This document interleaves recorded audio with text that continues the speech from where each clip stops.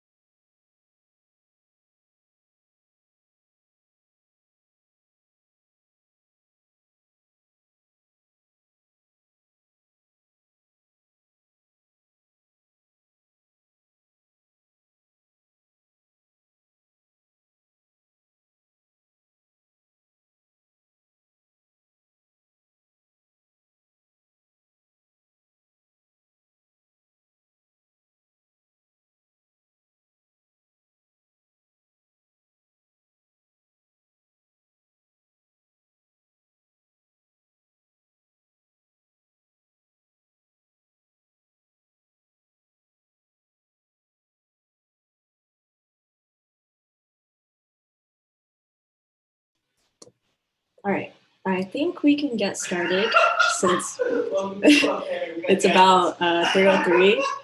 So before we get started with today's events, I wanted to give a little bit of an introduction for our week and what this Ada Lovelace Week 2020 will entail.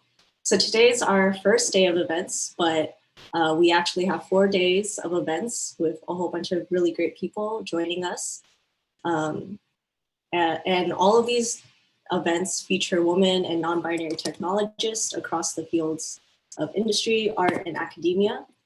And we wanted to celebrate the work and contributions of women and non-binary folks in these fields. And we're just really, really excited to showcase their work and showcase all these amazing people this week. So just as an overview of what we have in store for these next few days, today we have our opening plenary.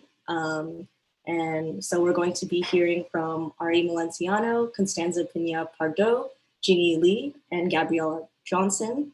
Tomorrow on Wednesday at the same time, we'll be having our industry panel where we'll be featuring Felipe Macabora, Elizabeth Koprocki. On Thursday, after that, we'll have the art panel where we'll be hearing from Ashlyn Sparrow and also Snowshoe.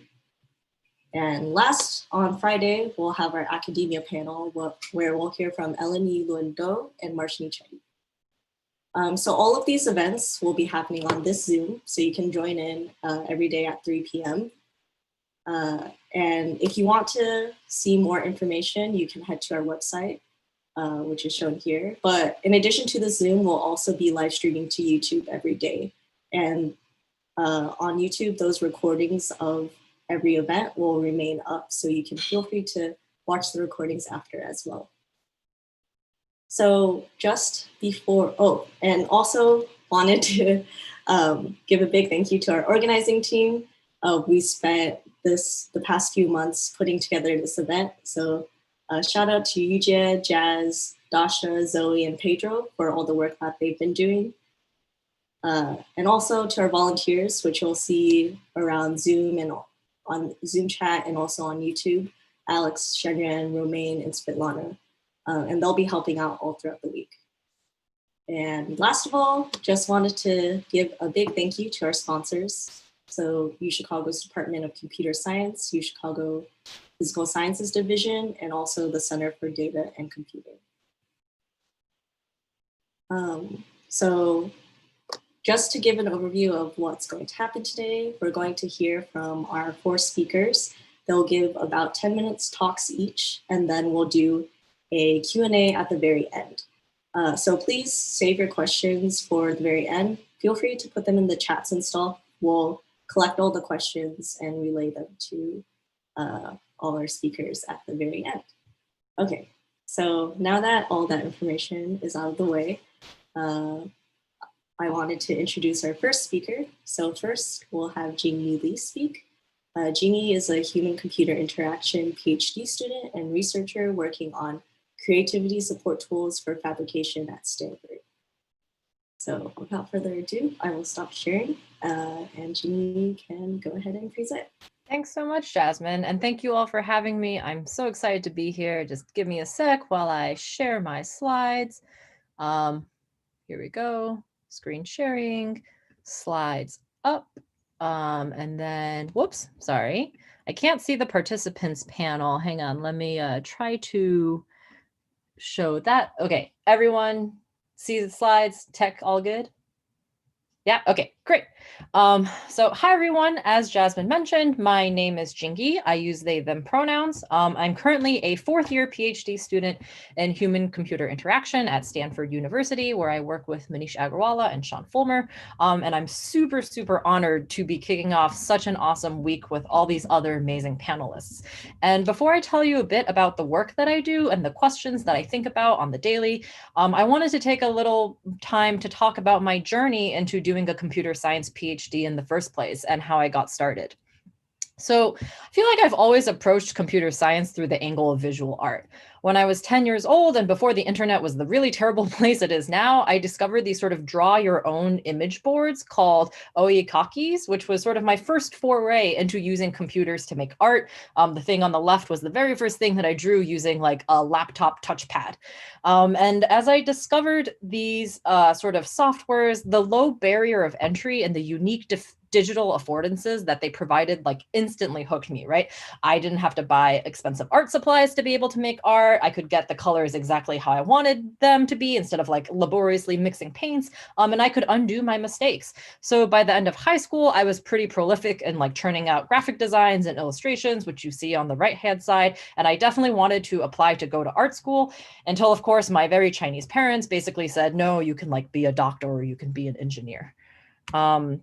And during this time, specifically like during middle school, I was also really into designing and coding my own websites. So I don't know how many people here have like been on Neopets before, but I feel like Neopets is like the single best thing that has gotten underrepresented people interested in computer science, including myself. I made like both really extravagant pet pages for my Neopets, and that was my first exposure to HTML and CSS, as well as these layouts for my own Pokemon fan sites. This was during the era of GeoCities, where basically individual content creators, such as like 12-year-olds just randomly on the internet like myself, could basically put whatever they wanted to on the internet without mediation through, you know, like a social network like Facebook or Instagram nowadays. So basically when I was choosing my major at undergrad in Berkeley, I was like, oh, like computer science, that's basically like making websites, like doing HTML, CSS, like, okay, like why not? Obviously, when I took my first suite of intro classes, this was definitely not the case. I was in for a major surprise, and I was basically like suffering through my first few years. And I was like really questioning like, oh, like this wasn't as what I thought it would be. Like, do I even belong here and stuff like that? And I tell you my story because I definitely felt like I didn't know anything when I first started out, right? Like through those introductory classes, I thought CS was going to be sorting algorithms and optimizing things to run faster. And it wasn't until I had this amazing mentor and saw that you could use CS to make really cool things like processing code to make like a clay sculpture into a 3D printed shark or like a baby monitor or this box or video game controller, all these things that you see here. Did I finally feel like I had a place in the field? And did I finally understand, wow, like CS is really diverse and can support all these different diverse making practices?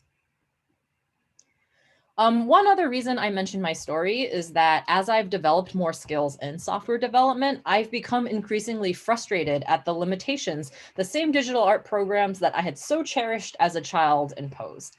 Like, I feel like a huge and diverse variety of people use software every day to create things. And these kinds of people have a wealth of knowledge developed from their past creative endeavors. You know, like they skillfully can work with their hands in making ceramics, or they know how to work with the specific material properties of oil paints and stuff.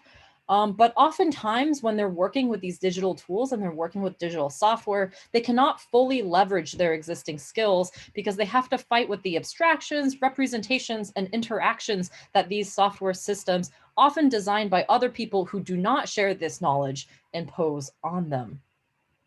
So to give you a more concrete idea of what I mean by that, I would like to offer 2 anecdotes from this recent qualitative research paper that I worked on, which was basically a thematic analysis of interviews with a dozen professional artists and like trying to understand how they used software. So one artist who was a professional type designer talked about how she avoided the type on a path feature in Adobe Illustrator because she didn't like how the results looked. Like basically the kerning and the spacing between the letters were totally wrong for her with like the defaults of the system.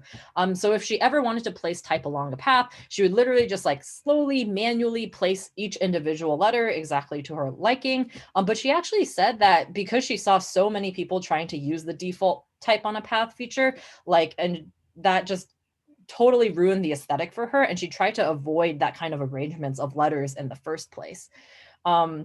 So in this example, I feel like Illustrator's type on a path feature, this was some feature that the developers decided like, oh, this will be a helpful form of automation, right? And it's made possible by computational algorithms, right? You can just like calculate the angle of the arc, the letter sits underneath, and then rotate that letter appropriately and stuff like that.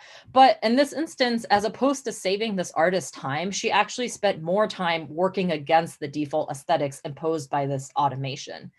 And the second story is in a similar vein. So this comes from a fine artist and sculptor who was learning how to code because she wanted to incorporate more digital fabrication in her practice. And she wanted to make these vinyl cut sculptures of these like floral like line drawings, which is on the right side of this slide. But the default algorithm on the vinyl cutter software to outline her line drawings basically also produced results that she thought was ugly. So, and because she had no way to access or edit this algorithm, right, it was very much like input, black box, output.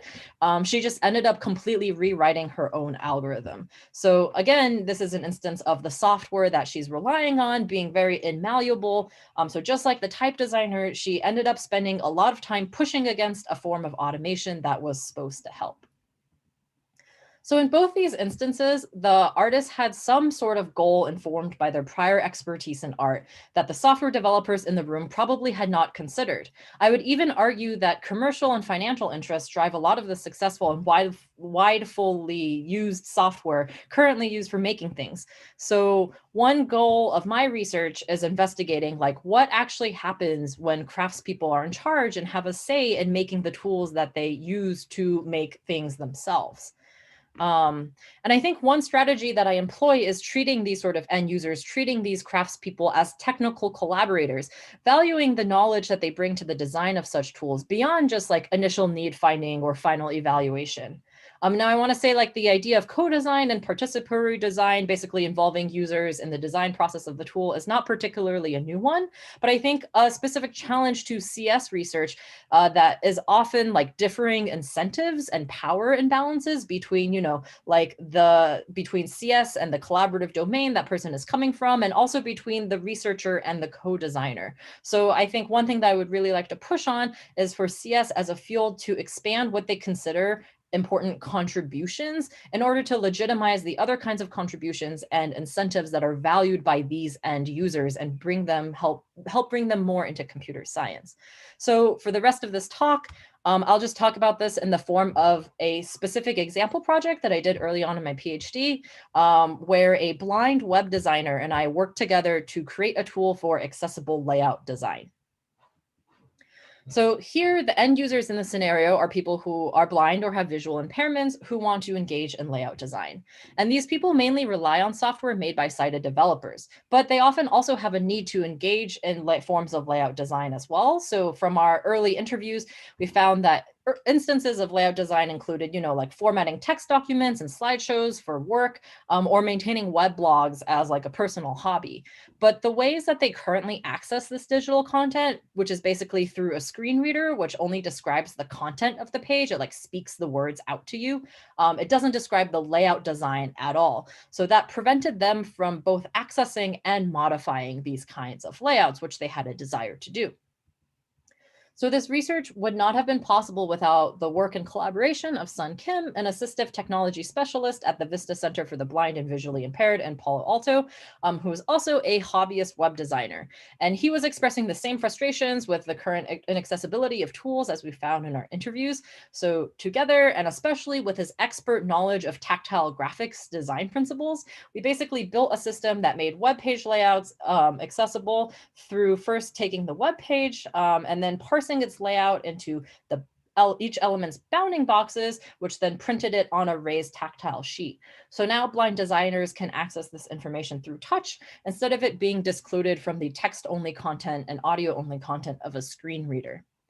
And then users can also overlay this printed sheet on top of a tablet with a web page on it, and they can like tap elements to get an audio description of their contents, just like in a screen reader. So now this is going to be an example interaction of this.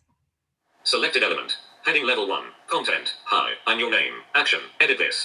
So our tool allowed blind and visually impaired designers to tactily explore and directly select layout elements, accessing information they could not before, as well as having the opportunity to make design edits. And I would like to highlight that Sun's contributions to this work were crucial in basically defining the principles on how to slightly modify these tactile sheets. They were rarely like one-to-one, like direct correspondences with the web pages, as web pages were often too cluttered to be able to sense make tactile effectively, as opposed to like sense make through your eyes and your vision. So designers familiar with tactile graphics could then leverage their existing knowledge to apply it to website design. And I would like to share an anecdote that occurred when we gave this tool to users and asked them to modify existing web page layouts. We actually noticed them making edits to the layout that foregrounded the accessibility of the web page. So here, one designer basically saw this layout and they wanted to swap the order of the images and descriptions in this template, so like flip them, such that for other screen reader users, they would be able to get the written text before the alt text of an image, which was a minor change to the layout, but like a major change benefiting other screen reader users. So I think this edit was a good example of sort of our larger vision around this project, which is a future that positions people with disabilities, not just as the receivers and consumers, but also as the designers of their own media. So recapping, I believe in a research methodology within computer science that includes the close collaboration of expert users, and I believe it will lead to better software for all, not just for them. And within like current commercial software systems, the people who use software to make things do not own or have a say in their means of production, really. So it is my hope our field will expand to accommodate their voices, perspectives, and expertise and legitimize their contributions. So thanks for taking time to attend this talk. I didn't get a chance to go in depth over my current projects, but one focuses on 2D character design, which was like motivated from my early illustration hobby. Another one focuses on garment design, which is motivated by like my love for cosplay, the importance of clothing to self-expression, and the frustrations that I have with how garments fail to fit non-standardized bodies. So I would love to talk more about any of them or any of the ideas that I presented in this talk in the question and answer if folks are interested. And thank you for your time.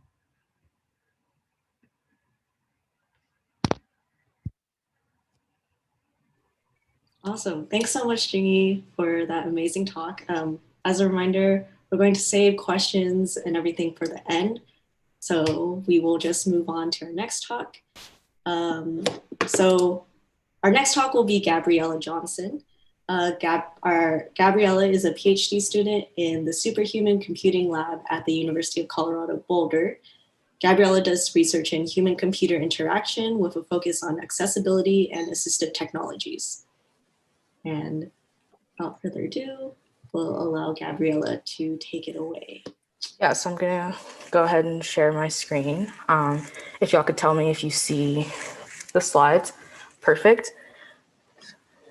Okay, so first I just want to say thank you to the event organizers for inviting me to speak.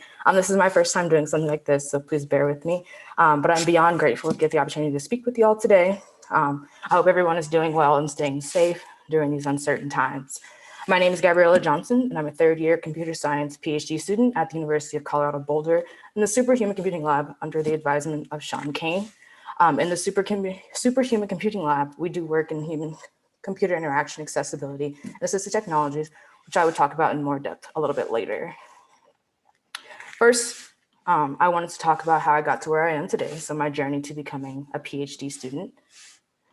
I was born and raised in San Antonio, Texas, and I ended up doing my undergrad in my hometown at the University of Texas at San Antonio. My motivation for going there was that I got to play Division I soccer. In addition, I got to play soccer with and go to school with my older sister. But that didn't last long, as I only played my first semester there. And as I was trying to transfer to the school I really wanted to go to, I learned that it didn't make sense to transfer as I was far enough along, they would actually set me back, which was really not appealing, thinking about the time spent in school and money. So I stayed at UTSA and finished my undergraduate degree in 2.5 years. I went to undergrad thinking that I would just get my bachelor's and go work as a software engineer and be content with that. However, as graduation neared and I started looking for job options, I was having some hesitations. I'd had an internship with a small tech company and a full-time job one summer with another company that made doors. And I just realized that I didn't like the standard software engineer job. This path wasn't going to work for me if I wanted to be happy and fulfilled with my job. I knew that I didn't want to work for the sake of a paycheck. I wanted to help people. And as you can see from this slide, there's a lot of options to pursue within a computer science degree. And this list is by no means exhaustive. So I knew there had to be something out there for me. I started exploring other options that I could do within computer science and applied for any opportunity that I came across. I ended up winning a scholarship with the Department of Homeland Security that included a research component. I had never done research before, so this was my first exposure to it. I ended up working on an interdisciplinary team with people from biology, computer science, and information systems, where we built a model that classified malware based on the biological classification system for pathogens. The interdisciplinary work was interesting, but really not in an area that I wanted to explore much further. Then I found out about research experiences for undergrads or REUs. I got a unique opportunity to take part in an REU abroad. The summer before my last semester in undergrad, I went to Oviedo, Spain, and conducted research there. While there, I worked on a project where we trained a model to detect water on the floor and wanted to use this model in fall prevention systems for the elderly. As you can see in the image at the bottom of the slide. This is when everything clicked for me. I could do research that developed some technology that would directly improve people's lives. This was the thing I was desperately looking for within computer science, developing innovative tech that would improve someone's welfare. I fully recognize that there are plenty of tech companies out there that help people's lives, but when I was looking for jobs, I just wasn't seeing that explicitly written in the job description. It could have been a small part of the job, but I wanted my only objective to be helping people. I wanted to work directly with them, learn what their struggles were, and design technology to combat those struggles. So it was in Spain that I realized that I wanted my next step to be research because I'd be able to do things that I just mentioned. And remember that this was right before my last semester in undergrad. And I knew nothing about a PhD. When I was younger, that was the one thing I told myself that I would never do, and look at where I am now. Once I got back to the States, I immediately started looking at schools that had research and accessibility. This area allows me to conduct research that can improve people's welfare. So I applied to some graduate schools that semester, took the GRE, all while trying to finish my last classes and graduate. Fast forward about 8 months, and I was starting my first semester at CU Boulder. I was in a lab that was doing impactful research. As I mentioned earlier, we do work in human-computer interaction, accessibility, and assistive technologies. A lot of the research we do is building systems for people with disabilities to aid them in some aspect of their life, and then test and evaluate those systems with them. The first 2 years I spent at CU Boulder, I worked in mixed ability accessible collaboration, which is just a fancy way of saying looking at ways to support blind and sighted people working together. And I've worked on 3 distinct projects since starting my PhD, and I'll briefly describe each one of them. So the first project I did was research looking at making board games accessible for blind or visually impaired people so that they could play these games by themselves with minimal assistance. To do this, I built a system called Game Changer, which uses a laptop, a webcam, and a keypad to translate the visual information of the game into audio descriptions, the location of the game pieces, the text on the cards, things like that. In this picture, you can see 2 people playing the board game Sorry. One of them is using the Game Changer system to listen to information relayed through their headphones they're wearing. They could be listening to information about the location of the game pieces or the information on the card based on whatever they input into the keypad, whatever is necessary for them to gather enough information to take a turn. The second project is one that I'm currently wrapping up at the moment, which is a web application called Board Booster. And Board Booster is an application that board game designers can walk through to construct accessibility kits for their game. The application generates braille labels for their cards, board, and pieces, and a tactile overlay to put over the board. The third project I got involved with this past summer has an entirely different focus. The goal of this project is to help children gain empathy for their pets by exposing them to how their pets experience the world through their senses. So we developed a Snapchat filter that shows the world the way that dogs and cats see it, which you can see with the 3 images on the left. For this work, we ran a virtual summer camp where the participants conducted activities with their pets to understand better how they experience the world, and then designed a project that would improve an aspect of their pet's life. So here's some examples of the final projects. You can see that there's one, a toy for their kitten, the middle one's a toy for a different camper's dog, and then the bottom picture is an extension of a cat enclosure that one camper built. These are the main projects that I've worked on. I've started some smaller projects that haven't really gotten off the ground. But as you can see, the work I've done is varied, but it actually draws on my many different interests and has given me a unique opportunity to explore these different areas and try to find ways to integrate them to make my work interesting and unique. So right now, I'm actually in the process of picking a new research path to devote my remaining time as a PhD student while simultaneously trying to finish my board booster project. And I'm trying to incorporate all of these skills that I've acquired since entering grad school and find an intersection of my many interests, which is really hard for me to do because I don't like to compromise, but that's something I've learned is necessary during your PhD. So I'm currently looking at the field of socially assistive robotics. I would like to explore ways to support marginalized children in their development of critical academic skills like reading, writing, math, things like that.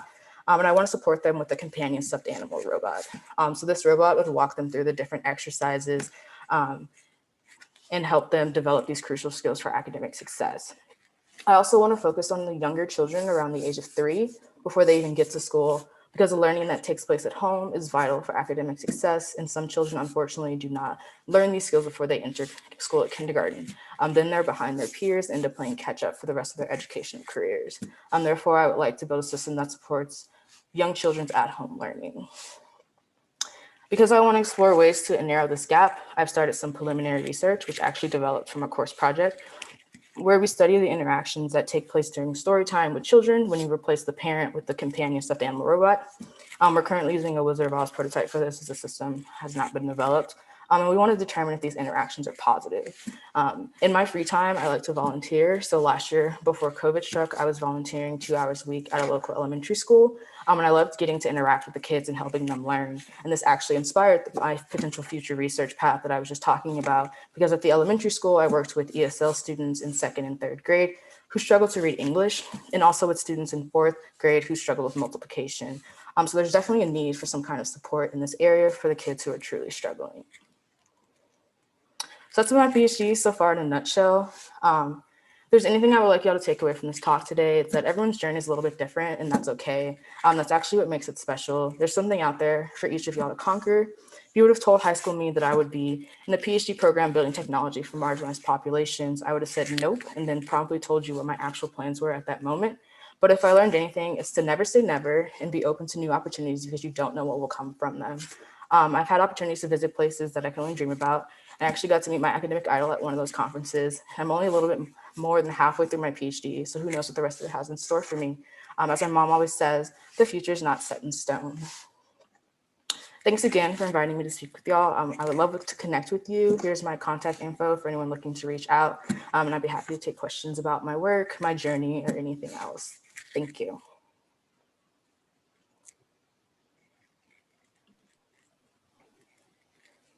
Amazing. Thanks so much, Gabriella. Okay, so next we're going to go to hear from Ari Melenciano. So Ari is an artist, designer, creative technologist, researcher, and educator who explores the relationships between various forms of design and sentient experiences. Ari is also the founder of Afrotectopia, which fosters interdisciplinary innovation at intersections of art, design, tech, Black culture, and activism. And without further ado, Ari, you can take it away.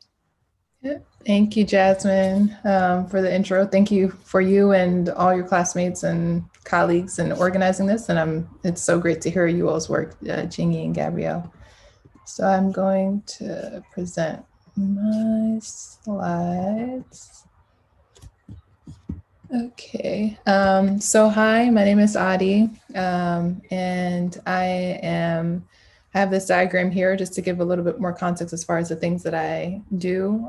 But at root, how I grew up, I saw myself as an artist before anything else, and have loved the way that art allows me to express myself in ways that language can't suffice. And so I've also found that design and creative technology have allowed me to expand the possibilities of art in ways that really excite me and allow me to engage with other people and create systems and worlds that benefit more and more people. I also do a lot of research, particularly in the areas of human-computer interaction, technologies, imaginative uses of technologies, societal impacts of technology, and other forms. And then I'm an educator, so I currently teach at New York University in the Interactive Telecommunications program and Department of Photography, and also at the Pratt Institute's Design School. And in being an educator, I feel like being able to teach allows me to just remain in a classroom, which is one of my favorite places. And I'm allowed to learn from my students and, learn about all the things that they would have taken these things that I'm introducing them to.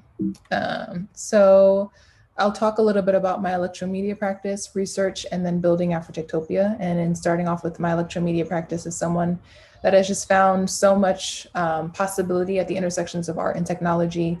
One area particularly that I've been really excited about is the emergence of sound and creating new ways of engaging with sound, both composing sound and experiencing sound. And so earlier on in my creative tech career, I started developing these creative sculptures as someone that just loves form and color and shape and art generally, but thinking about how art can be something beyond its aesthetics, so be something that's a tool and allows other people to create with that art. And one of my favorite parts of creative technology is it's how it allows people the agency to no longer be the audience when looking at art, but to also be an artist themselves as they engage with the work. So with these sound sculptures, I would then infuse different sensors into them, whether it's software potentiometers or regular potentiometers or phototransistors, so that as you engage with these forms in their aesthetic design, you are then really realize new aesthetics, and you're also interacting and creating these new forms of sound. So these are screenshots of me, touching different sensors, and then they then change the sound waves. So in touching the soft circular potentiometer, you might hear higher frequencies. In exposing more or less light, you might lower or amplify the volume of the sound. And I continue to expand on these ideas in a variety of different ways, one being for a final performance while I was in graduate school in creating these new forms of interacting with sound. And so creating these like neo-retro guitar and beat machine, and then performing with them and creating this entire environment with these devices where I'm composing with music via instruments that I had already built, and then also creating the entire experience. So creating the video art behind me, creating my costume, and thinking about how to design these multisensorial experiences. And I do that also with machines that I haven't built. So a lot of my work is thinking about pedagogy, and pedagogy in unconventional forms. So being outside of the classroom, how can we bring in things like critical race theory and understanding of cultures through sound and visuals? And so in this instance, I also think a lot about my love for, those translucent watches where you can see the gears inside. And so being able to see the inner infrastructure of something and how it's all working is how I imagine myself being as the artist, placing myself in the center, but then creating all of this through all these machines that I had in front of me. So controlling the sound, bringing in sound excerpts from people like James Baldwin, bringing in YouTube footage of different facets of Black culture, and then creating this sort of experimental pedagogy as far as what this culture means. And then also creating my own 3D rendered video art. So on the right, you'll see these different characters and video art pieces that I've built, and thinking about the construction of race and those sorts of things. And so these are more sound sculptures. I was thinking at the time of the future of Black culture, thinking of how oftentimes different Black culture artifacts are so negatively stigmatized when they're worn on Black bodies, but when they're worn on other bodies, they're these entirely new things, or these cool fads, or just generally how a lot of Black culture artifacts are commodified or extrapolated from its origins, political origins and social contexts. And so wanted to create a new framework for these cultural artifacts that are outside of the gaze that stigmatizes them so often, but places them in an entirely new context. And what does it mean when it's in a new space? And so beyond even just recontextualizing these cultural artifacts, I infuse technology into them. So it's creating, continuing this sound sculpture vein of creating these instruments that as you engage with them, as you touch different parts of them, they then release different sounds, all from African drum pattern music. So disco, hip hop, jazz, all as you touch them, they then play these sounds. And so using things like hair, as you touch the hair, it actually would play different sounds. Different braids had their own sounds. The Afro picks had these sort of artificial DNA or digital DNA. So as you place these different Afro picks, it would then change the visuals that are being projected on the wall. So infusing technology in every culture artifact that I could think of. And all of these I would fabricate myself. So building them, using a laser cutter to cut out the acrylic, all these different shapes that I created. Another project, one area I've gotten really into in the past era of quarantine, especially, I really wanted to get into web development in ways that I hadn't before, particularly with web VR. And VR, I think, has been an exciting area for decades, but I think with the bringing it into the web, which is also something that's existed for a few years, I found a lot of possibility of how it could be used as a way of creating healing modalities. And so thinking of how we've been in the midst of protests, people very angry and upset and a lot of turmoil, and thinking of what is that doing to our body. So studying the effects of turmoil and pain on the body and wanting to create a space that allows for healing. And so in this space, I did a lot of research and studying different ways that sound could potentially heal. One being frequencies aligned with different energy centers, or in Eastern spiritual practices, chakras, and then also infusing them with African drum pattern music and instrumentation like talking drums or djembes, which have been historically used in different Pan-African revolutions like the Haitian Revolution. So fusing these two different technologies together, where people could then be immersed in this healing space through sound and colors, and thinking of a positive reversal of negative epigenetics that occurs often when we're protesting and engaging in a lot of turmoil. And so doing research on the different sound frequencies and how I could infuse them. A lot of my work obviously just engages a lot with sound, so producing this music myself and thinking of the psychogeography of this space and how people may move, and psychogeography being the study of and science of how architecture and design allow people to feel when they're engaging in this space. So what might it be like as people are moving through this virtual environment that I'm creating? So producing the music using a variety of different instrumentation and machines like my modular synthesizer or beat machine, and then creating the space. So rendering this entire space and thinking of what's the architecture, digital architecture of this space. So as you move through it, it's all in web VR, and the sound is spatialized. So as you get closer to the different spheres, you're able to hear these different healing soundscapes that I've created louder. And you're specifically in these different chakras. So as you enter the root chakra, you're hearing sound that's frequent. The frequency is aligned directly with the root chakra, or then the sacral, and so forth. And then when it comes to research and pedagogy, and sorry, I'm talking so quickly, I always put too much in my presentations, but I want to get through it quickly and respect the time. So with pedagogy and research is something I'm doing all the time. I mean, even with the Metamorphosis project, I think of these different areas that I would like to explore and then use technology to materialize them and bring them into the world. And some areas that I've been particularly interested in, especially as an educator and as a student, is thinking about pedagogy and the power of pedagogy. And Paulo Freire's Pedagogy of the Oppressed has been a landmark in thinking of these things, and Teaching the Transgressed has been a really grounding, a book that really grounds a lot of the theory in Paulo's book on thinking about how we can use technology or teaching and education in a way that empowers people, instead of using teaching and education as a way to use students as a sort of container where they're only memorizing, but not really, it's not really allowing for their agency to be cultivated.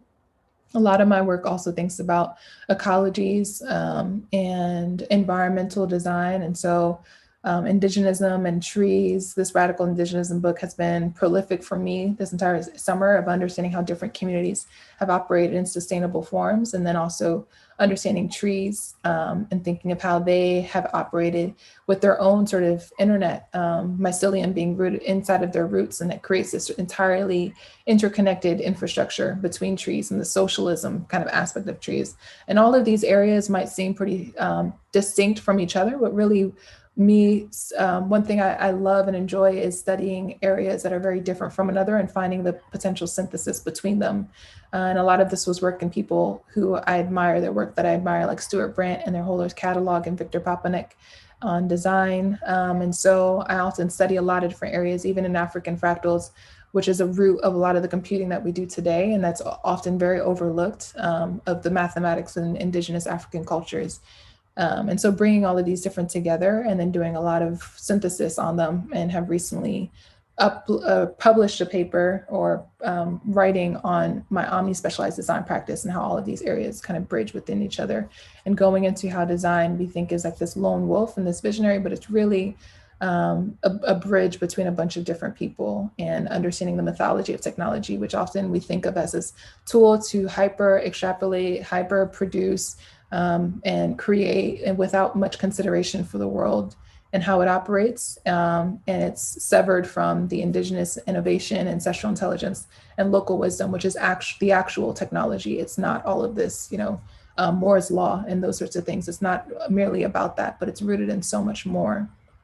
And so this omni-specialized design practice infiltrates into a lot of the courses that I teach, design and teach. So The Revolution Will Be Digitized is a course I created and teach at NYU that engages in all of these different ideas of ecology, economics, public policy, technology.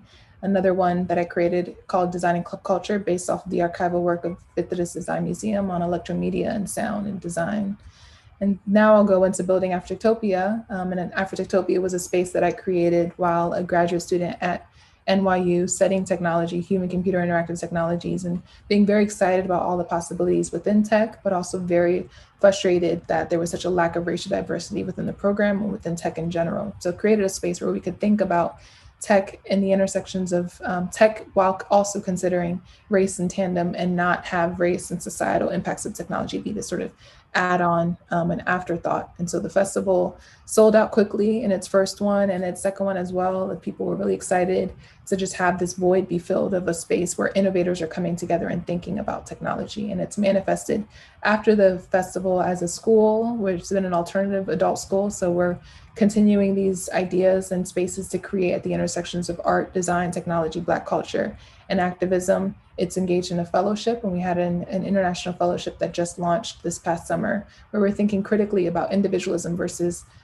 community. And this fellowship was rooted in a communal practice where it wasn't about giving these different fellows, a lump sum of money where they go off and do their own work, but it was more of they come together and build alongside each other. And they're coming together from so many different expertise, from gamification, game development, geographies, machine learning, from a variety of different experiences within Blackness, of like these different ethnicities, and understanding that Blackness is not this monolith, and that we're not all the same. We don't all have this shared similar culture, that there are a lot of nuances within it. So bringing in a collection of different sort of experiences within a Black political identity and different perspectives as far as sexuality and socioeconomic status, and rooting this practice and understanding that technology is merely an extension of human capability. And if we get away from this idea of human-centric design, that technology is merely an extension of sentient capability, and it's not synonymous with digitality. So the fellows, they came from all over the world and all over the country. We had 10 different fellows from every part of the States, and from Accra, Ghana, to the UK, to Paris, who also then moved to the Netherlands. And complementing the fellowship was an Imaginarium where this was open to the Black public. So people that were outside of this Imagineer fellowship could also engage with the research that the Imagineers were doing. And then we would all come together at the end of our Imaginarium to have a collective conversation and imagine futures.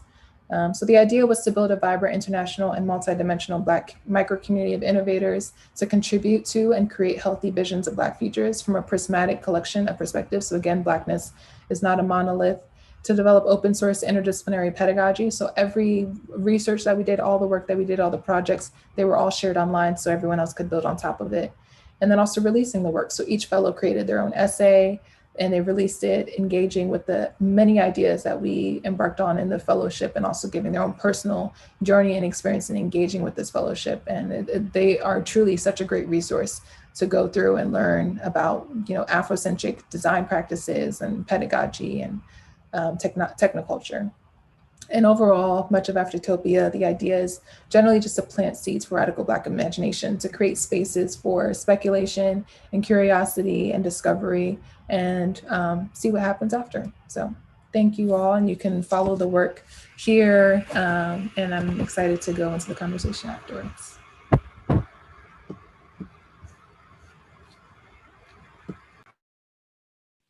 Amazing. Thanks so much, Ari. So next we have our very last speaker, So our next speaker is Constanza Piña Pardo. Constanza is a visual artist, dancer, and researcher focused on experimentation with electronic media, free technologies, and do it with others for DIWO methodologies. Constanza embodies the philosophy of free culture, electronic anarchy, nomadism, and techno-feminism. Just as a note, Constanza will be speaking in Spanish and Pedro Lopez will be translating. Okay. And I'm going to go ahead and share Constanza's presentation. And I'll be trying to translate the best I can. Okay.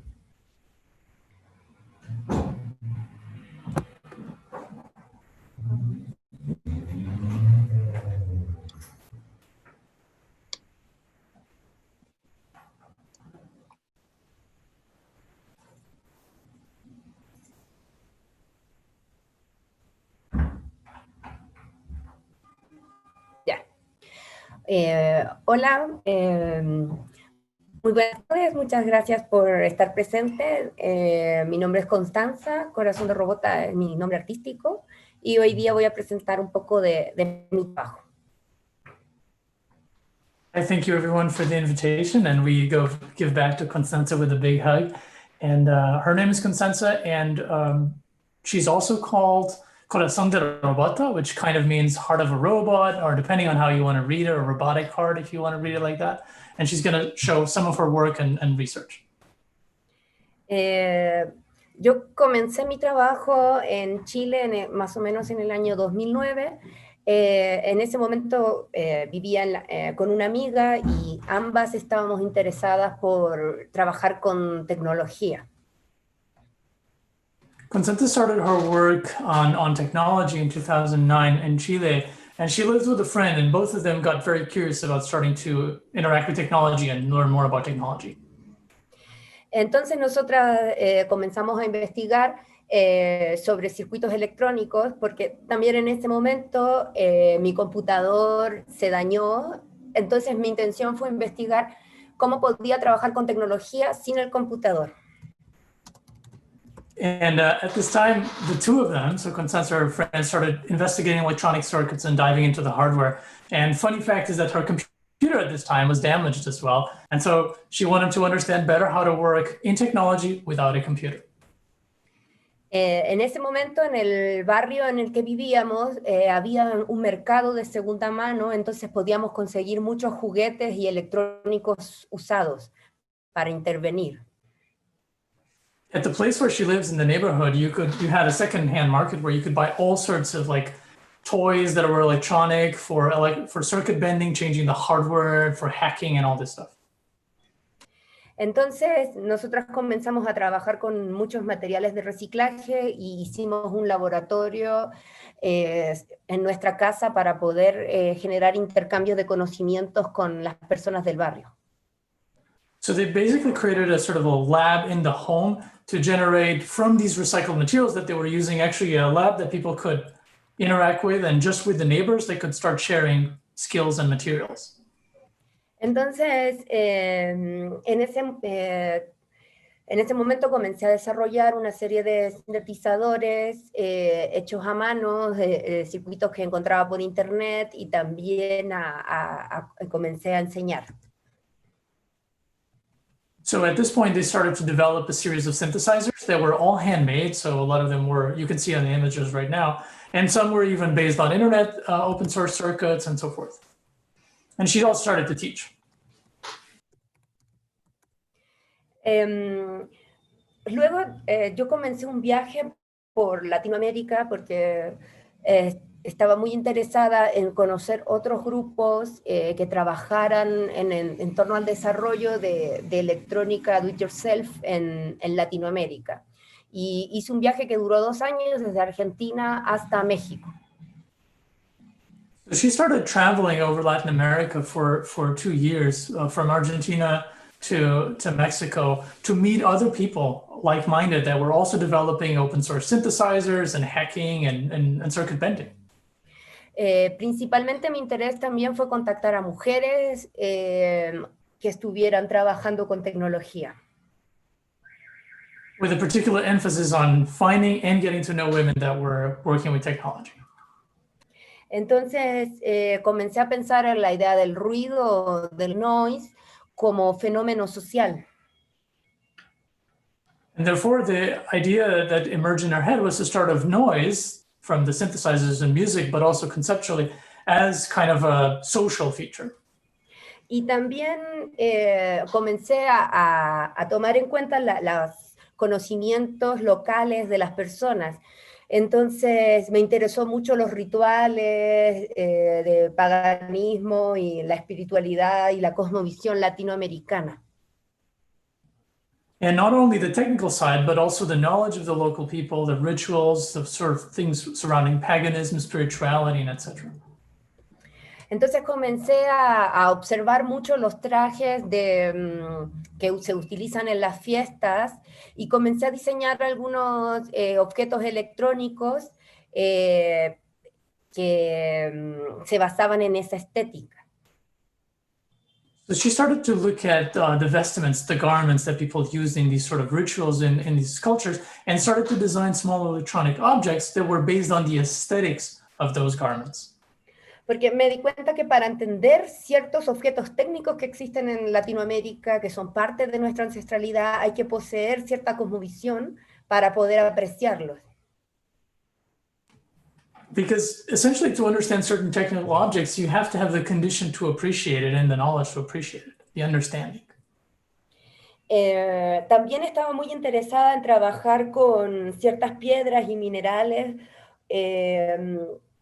porque la mayoría de los componentes electrónicos que utilizamos son extraídos de la cordillera de los Andes. She also at this point started to be really interested in work with rocks and minerals, because the truth is that most electronic components that we have in all our devices are coming from the Andes mountain range and other places. So they're all rocks and mineral based as well. Entonces, en ese momento comencé a desarrollar algunos detectores de campos electromagnéticos y a llevarlos a algunos lugares, a algunos sitios arqueológicos para probarlos. So she started to develop EM field detectors, so detectors that detect electromagnetic activity, and take them to some of these places and try to see what happens in there. Bueno, eso fue lo que yo le llamé como brujería electrónica. She kind of calls it electronic witchcraft. I think that's a decent translation. Bueno, y también durante mi viaje comencé a organizar varios encuentros de mujeres que están interesadas en tecnología para reivindicar nuestros conocimientos ancestrales. And as she's traveling, she's also trying to get together with, meet these people, especially women, that have knowledge both of maybe the electronics, local knowledge, but also these practices, rituals, etc., to kind of develop a larger framework of sharing these practices.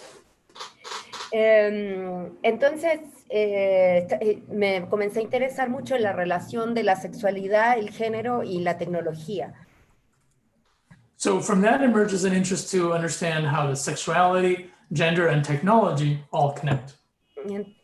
Y también me interesó mucho trabajar con distintos grupos sociales, sobre todo grupos minoritarios y de diferentes edades. And also work with underrepresented minorities and other groups, for instance, even of other ages as well. Luego, cuando llegué a la Ciudad de México, comencé a organizar un encuentro que se llama Cyber Girls, Encuentro Tecnofeminista. In Mexico City, she started organizing a meetup that was called Cyborgers and Technofeminism. Y ahí fue que este encuentro ya se ha realizado durante 4 años y congrega a gran cantidad de mujeres a compartir todo tipo de tecnologías. Meetup has been going for 4 years. It gathers a lot of women around the idea of sharing all sorts of technologies. Compartimos de ginecología, tecnología, aprendizaje de software, de electrónica, como también recetas de cocinas o medicinas naturales. Everything from ecological practices, learning software, learning hardware, even things like traditional medicine. Me interesa mucho la relación entre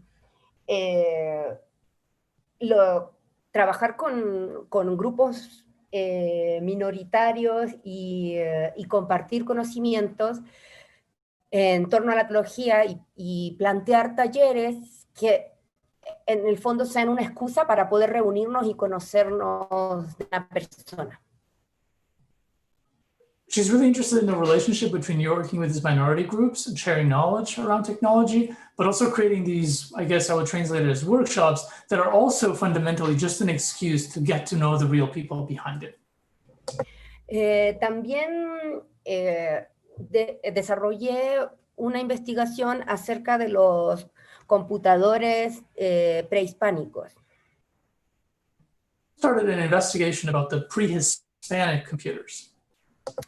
Y también aquí en la Ciudad de México desarrollé un laboratorio que se llamó Computación Textil y Zonificación de Espectros para estudiar el quipu inca.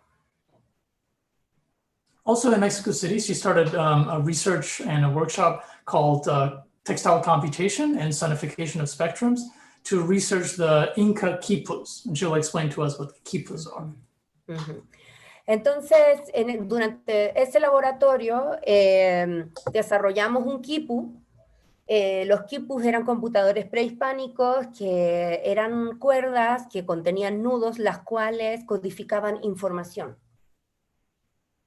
So the Inca quipus, which they developed in this laboratory, were essentially pre-Hispanic computers that were textile-based. Essentially, they were like strings that had knots in it. And with those knots, you could essentially put encode information with numbers, like the amount of knots matches for a number. Entonces, durante ese laboratorio desarrollamos un quipu y mezclamos las cuerdas, para realizar las cuerdas, mezclamos lana con hilo de cobre. Lana is wool, right? Yeah. So yeah, so they made a quipu in this lab where they mix it between wool and copper. So the quipu was conductive. Uh-huh. Entonces hicimos de las cuerdas del quipu una antena. The quipu strings, which traditionally are just wool, now with the copper were like an antenna. Entonces la idea fue que nuestro quipu tuviera un sonido, ya que los signos del quipu no han sido descifrados aún. Nuestra intención fue darle una voz al quipu. With this quipu, they could actually give it a voice because it behaved like an antenna for the EM fields. Uh-huh. Este trabajo actualmente recibió una mención honorífica en el Festival Arts Electrónica de Austria. The festival received the honorable mention in 2020 at Ars Electronica. Congratulations. Uh-huh. Para mí es muy importante que este trabajo haya recibido una mención, ya que es un trabajo que reivindica las tecnologías ancestrales de Latinoamérica. For her, it's really important that she got this award because this work is really about technologies and practices of pre-Hispanic practices in Latin America, and it speaks to that. Uh-huh. Bueno, justo ahora me están pasando las imágenes que venían. This now are the images of the quipu. Ya, ese es un quipu. This that you see now is the quipu. You can see the knots. También nosotros, para hacer este laboratorio de computación textil, tomamos referencias sobre la historia de los computadores y referencias feministas. To make this laboratory for textile computation, she took also reference of the history of computing itself and taking into account also the feminist perspectives on the history of computing. Uh-huh. Sí. Bueno, yo creo que ya completé mi presentación, solo que las imágenes quedaron un poco retrasadas en el tiempo, pero ya cumplí el tiempo. Si quieren, pues terminamos aquí. If you want to go, si quieres continuar, puedes continuar. No tenemos de hacer 10 minutos. Ok, es que ya terminé, solo que las imágenes no Okay. Perfecto.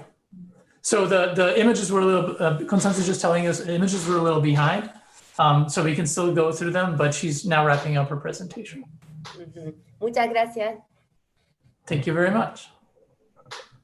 And these are images of the Ars Electronica installation. You can see the quipus. This is the one that is with the copper.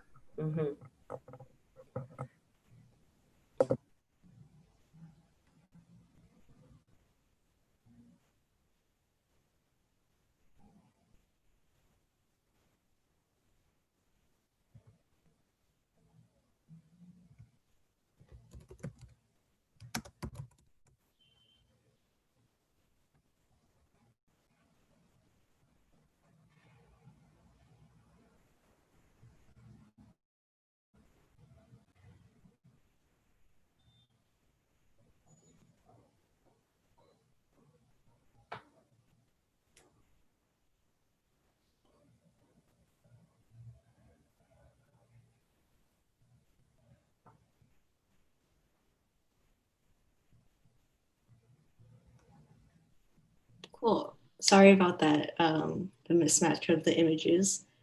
But now we want to move to a general Q&A session. So feel free for the audience members to add any questions to the chat. We'll try to get through as many as possible. But also, unless specifically specified, would love to hear from all of our speakers to answer these questions. And also just thank you to all the speakers for such amazing talks and for sharing like your work and also your story.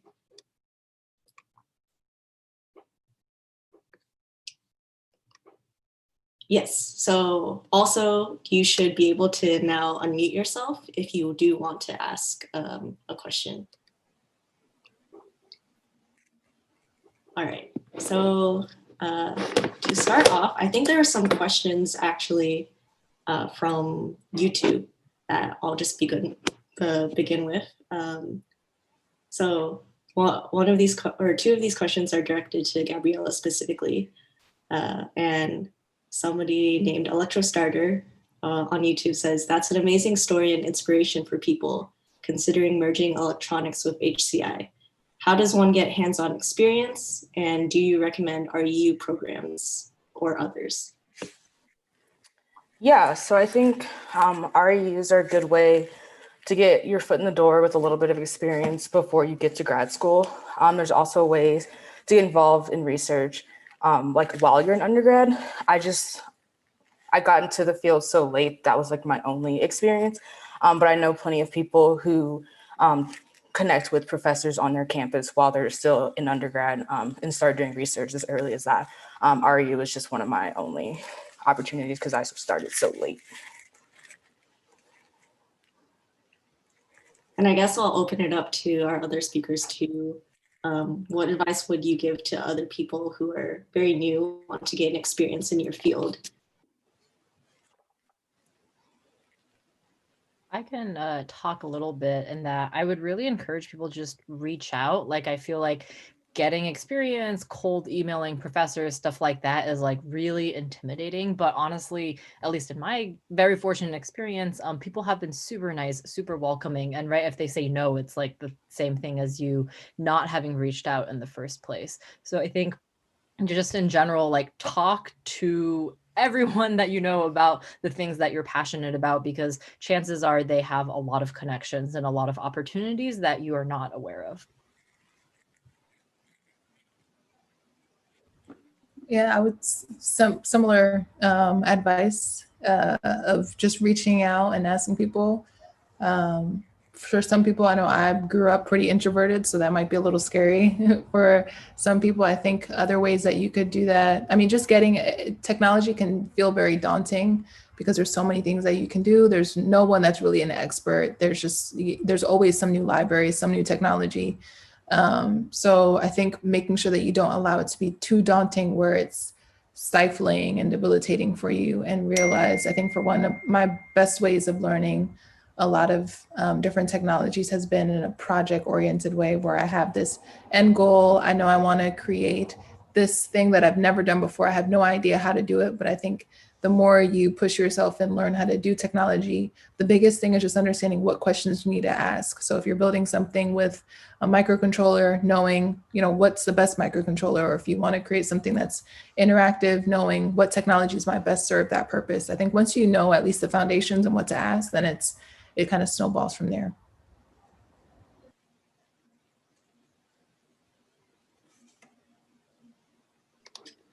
Pedro, do you mind translating this question as well? Yeah, I wrote it on the chat. I think Constanza has seen it.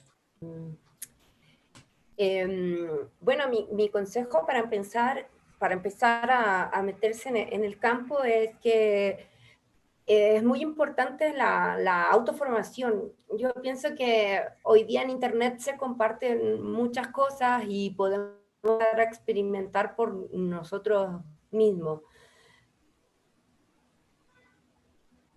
So one really important thing today to learn and to just start getting these into the field is to also just not be afraid to learn by yourself. Today on the internet, there's a lot of sharing, and a lot of the things is possible now to learn on your own.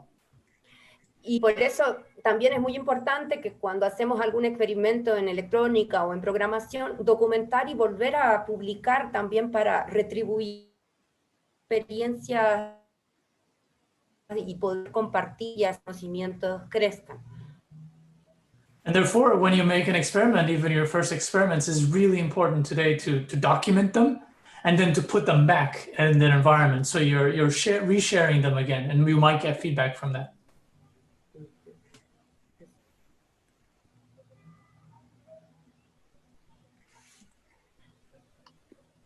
Awesome. So there's another question also to Gabriella, but I also want to open it up just generally, but I'll read the question from YouTube. Electrostarter again, they say that this idea of the storytime robots is awesome. How to balance kids interacting robots versus humans. They say, I guess robots are better than nothing, but maybe there's implications. And to kind of broaden this out, I think a good question to ask all of you guys is, there's kind of this tension between building out technology and what broader implications there are with the technologies that you build. So how do you juggle between those? Yeah, I definitely think there is a fine line. And I know there's a lot of research with like screen time and things like that. But specifically for the research that or like the target audience that I was thinking about is children who really, they just don't have anything. Like their parents are not able to teach them these skills that they need to get to school, whether that be because their parents don't speak English or their parents just aren't home because they have to work multiple jobs. So targeting more populations where using the technology really is like an alternative to nothing. So it's kind of the saying, if something is better than nothing, thinking about it, but there's obviously like implications you have to think about, especially with thinking with working with children as young as 3. There's been some research that looks at like children who are that young also aren't as comfortable working with robots. So that's also an area that I would have to explore a little bit better so that they actually are interacting for their own benefit and it's not detrimental to them.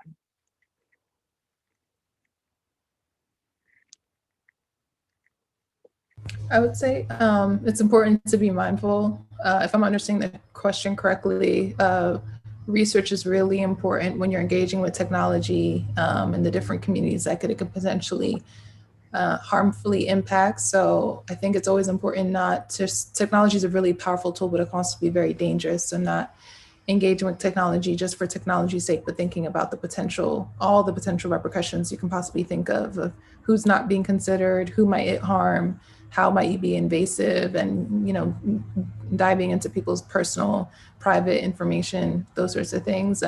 How might be, it negatively impact someone's life. I think generally coming at it with that lens, looking at the work, I think that's one of my biggest critiques of a lot of different technology programs in general, is that with anything else that is so invasive in everyone's life, there's always some sort of training of, these are the potential negative ways that it can be used. But with technology, it's so often taught without any idea of ethics and societal impact. So I think that's a lot of times people have to do that independently and research. And a lot of great people that are doing that work.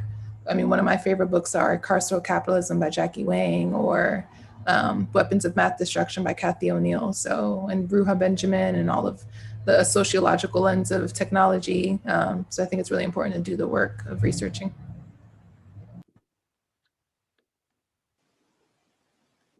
Yeah, I feel like I don't have that much to add. I feel like Gabriella and Ari did a really great summary of my views on this topic as well. But I would say that I feel like it's not just the things that get like a lot of press attention, right? Like I feel like every other week now you see like a Twitter thread about this terrible like AI driven like machine learning system that like actually reinforces racism or something like that, or like makes all these kinds of terrible assumptions. And I think like a lot of the discussion around AI and machine learning has always been like, oh, it's just, biased training data. We need like more diverse data and stuff.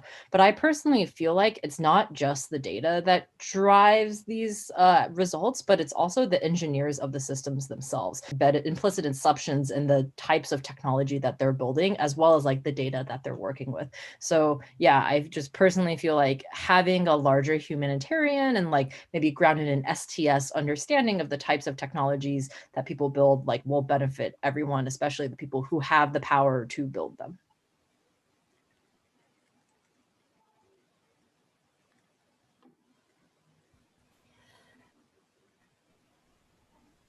Bueno, para mí es importante esta pregunta porque me toca muy de cerca. Yo soy de Chile y yo vengo contaminando por el extractivismo minero, y cómo somos fuentes de materias primas para la generación de tecnología.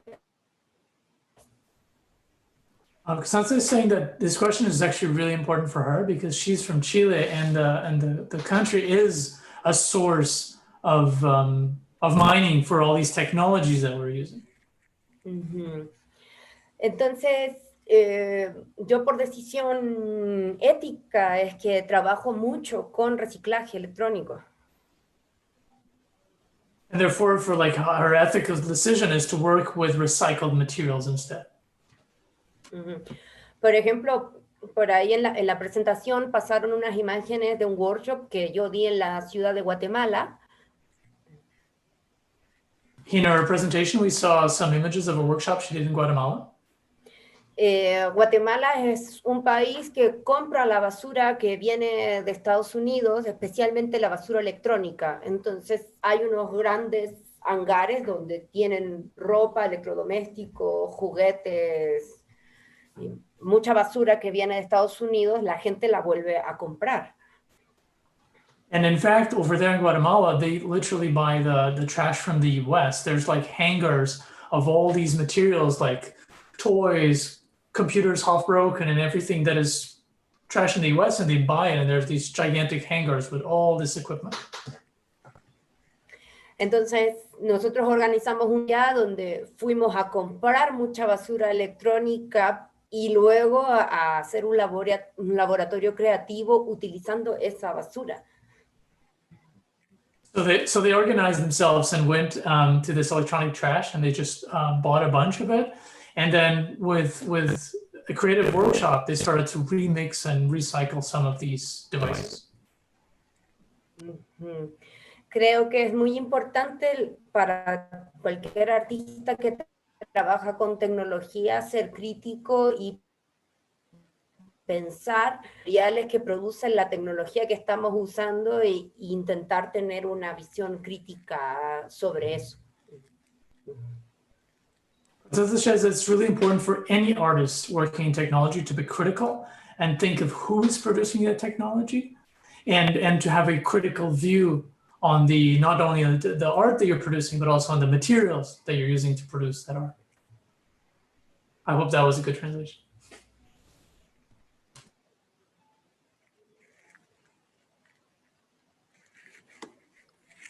Amazing. Well, yeah, those are all really great answers. I also want to make sure that people know that they can unmute themselves, so feel free to jump in and ask any questions that you would like answered from our amazing speakers.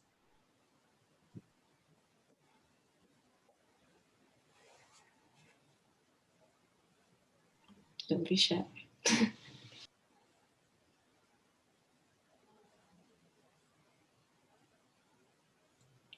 I guess I'll go ahead. Hi, everyone. I'm Jess Brooks. I'm in Petra's lab. I guess my question is kind of to do with the format that like researchers have oftentimes, where it's like you kind of lose reviewers in the end if you share your ideas early on, versus like the arts communities, like you don't want like people to already know who you are when you're submitting a paper is basically the situation, so that there's an anonymity being kept, versus like in the arts where I feel like there's oftentimes that feeling of collaboration and wanting to create those discussions of what the implications of the technologies can be. I guess my question is, for the researchers, do you feel like there are lots of opportunities for you to have these discussions of implications early on, without that being a problem, like the current publication structure being a problem? Yeah, I can talk to this because I personally have a lot of feelings about this. So like literally even when I was making my talk, I was like, oh, I'm like going to talk about work that's in progress or work that I just submitted and is under review. And I was like, do I want to show this? Because it's going to be like, you know, in a public setting, archived on YouTube. Like, what if my reviewers like found it and be like, oh, this is like de-anonymized, right? And stuff like that. And I think a lot of this incentive actually is because science for some reason thinks of itself as like objective, which I personally very much disagree with. And I think it's supposed to like reduce bias in the reviewing process, right? Which I totally understand. Like, oh, you see this person and they have like a famous institution behind their name, like then you put more weight on the legitimacy of their ideas. But I also personally believe like how science is made is in conversation with other people and in conversation with other researchers. And like, it is those kinds of conversations, like, right, I feel like in my weekly advisor meetings, they're guiding the direction of the project. They're like telling me like what they think the contributions are and stuff like that. Like it's a very much social process of creating science. So I think opportunities like these are basically crucial to developing better ideas and better research contributions and things that we can disseminate in the community. So like I personally am very sad of the like very like secretive, like it also almost ties into like patent and like IP law to me in a sense of like, oh, this is like my original idea. Like I have to like safeguard it and keep it away from the community, when I feel like it is that sharing that is what brings out the most powerful ideas. So, but to answer your actual question, which is like, do you feel like you have opportunities to do this? I personally have been really thankful of a reading group with other HCI students that I've had in my university, because like that to me has been sort of the platform to be able to share these sort of like half-formed ideas, get other people's feedback on it, and also not worry about like reviewing issues, because, you know, if you have the same university affiliation, you can't review the person's paper.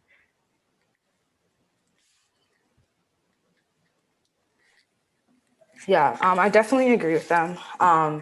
There is a fine line to strike. I've definitely had both parts of it where the collaboration with other people brings about better work. But then also I've had situations where work that I'm like currently working on has been published while I was working on it.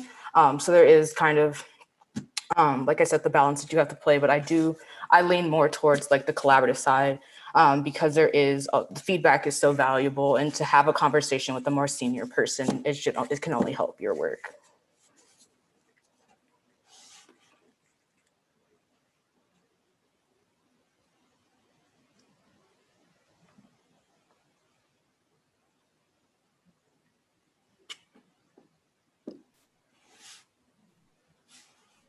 Well, okay, since there doesn't seem to be that many people in the audience that want to ask questions, another question that I think would be nice to ask in lieu of Ada Lovelace Week is like, how do you feel that your gender or even other aspects of your identity too have affected your work or your experience in your field?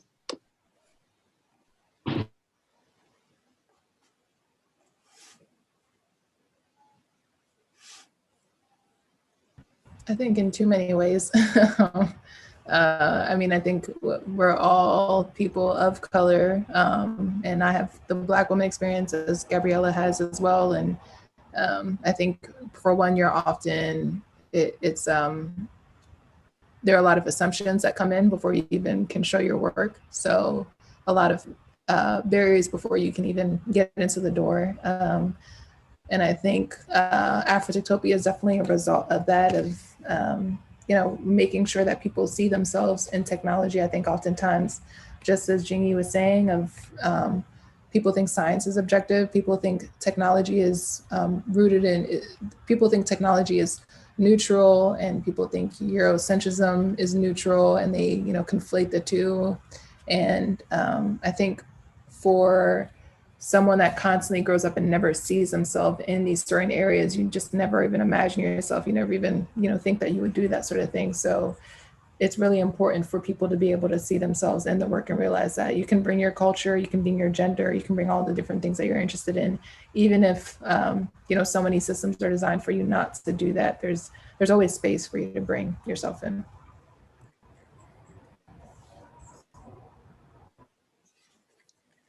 Yeah, I definitely agree with what Ari's saying. I think in what she was talking about representation, that's super important. So actually the academic idol that I was talking about in my talk is Ayanna Howard at Georgia Tech. She's not really in the HCI, she's more robotics. But to see a Black woman have the success she has and work, she also has a company. So she's done everything that I want to do with my computer science degree, and she's had all of the success with it. And to be able to sit down and talk with her about that was like, wow, I can do this too. So I feel like we do face a lot more barriers, but to see those sprinkling of success stories really do motivate us to keep going forward. That like, yes, we can do this.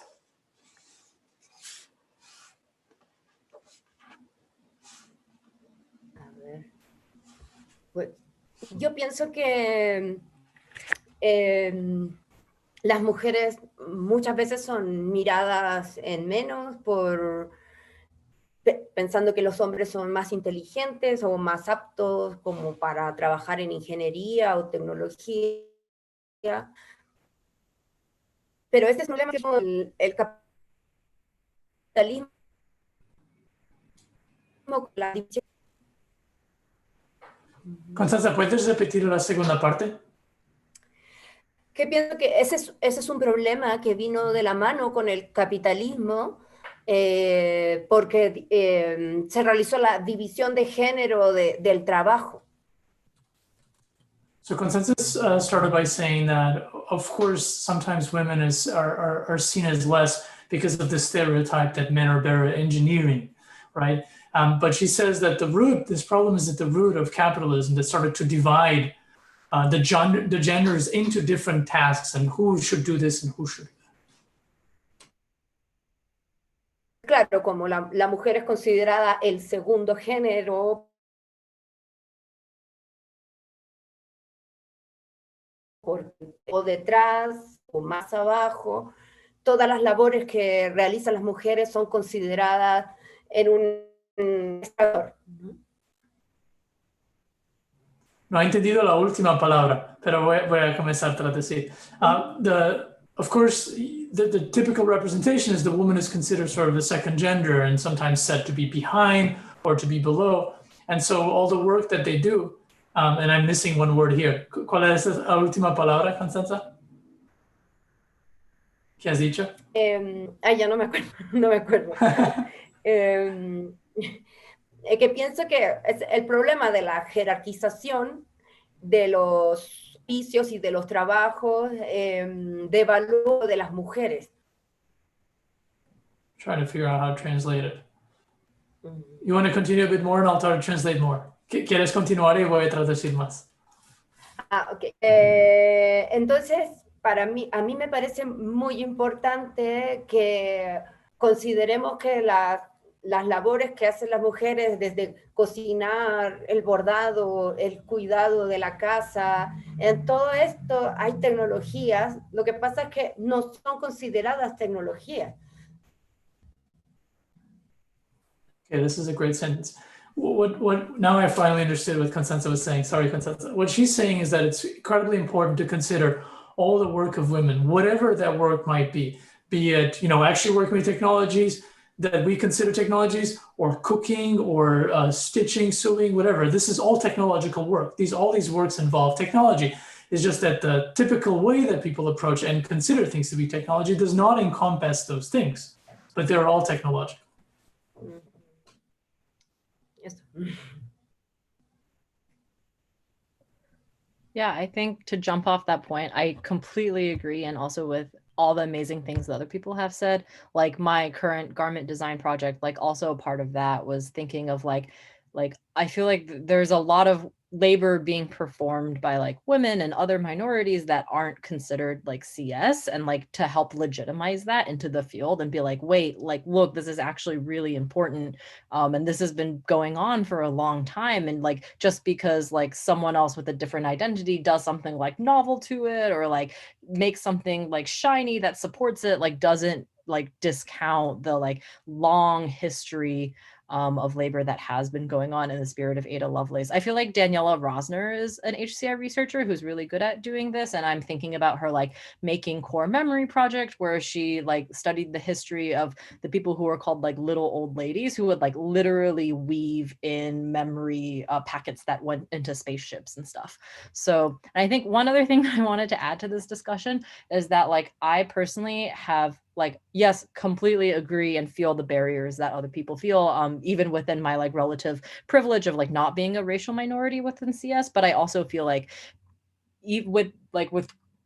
I also feel like it's like, how do I phrase this? My identity has led me to meet some like really amazing people who also care about the kinds of work that I'm doing, or who share similar types of identities. And like, to me, this is like such a breath of fresh air and like such an important support system in being able to do my work, is that I have these groups of people who like understand and will support me, and we like support each other, and, just like work towards surviving in a otherwise like somewhat hegemonic field.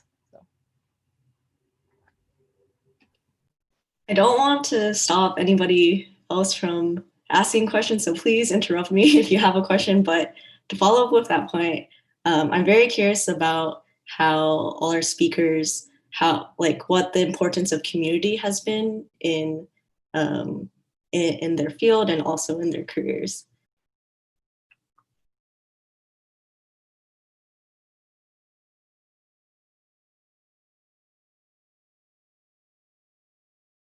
And maybe also to add on to that, like, how have you found community? Like, yeah.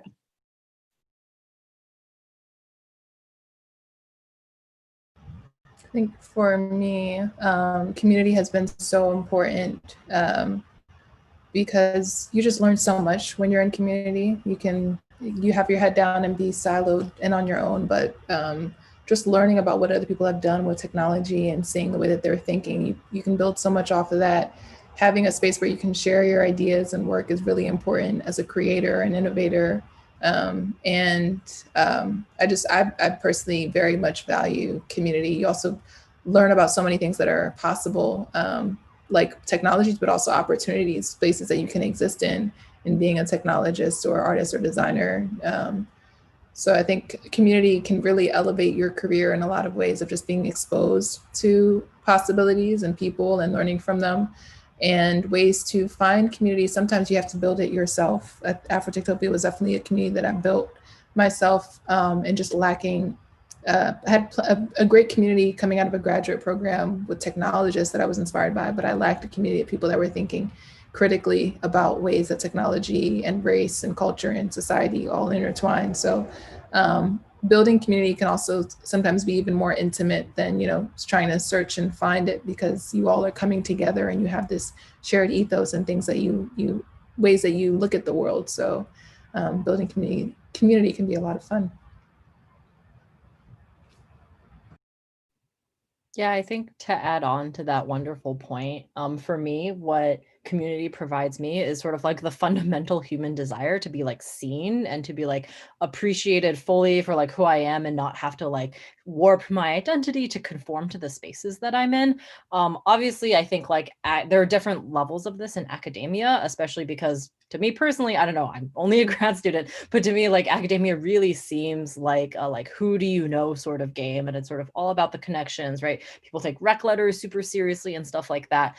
So to be able to like find a place where the kinds of work that I'm doing is like legitimized within academia, and I have support from other peers, has been like absolutely crucial for me to like even do that work. And on the same side, I also think it's a struggle. Like I think this is a problem specific to like HCI as an academic discipline, but I feel like because it's so broad, because it's so interdisciplinary, and because so many people from different like epistemological backgrounds compose it, there's a lot of disagreement even like within Chi of like what is considered, you know, like a valid contribution, like what kinds of work are people doing and think are valuable and stuff like that. So I feel like one major theme throughout my PhD has been trying to explore and like straddle and like mold those lines together, and find out, yeah, like what that means to me and how do I relate to this and also the communities of people behind the types of knowledge that they think are like legitimate.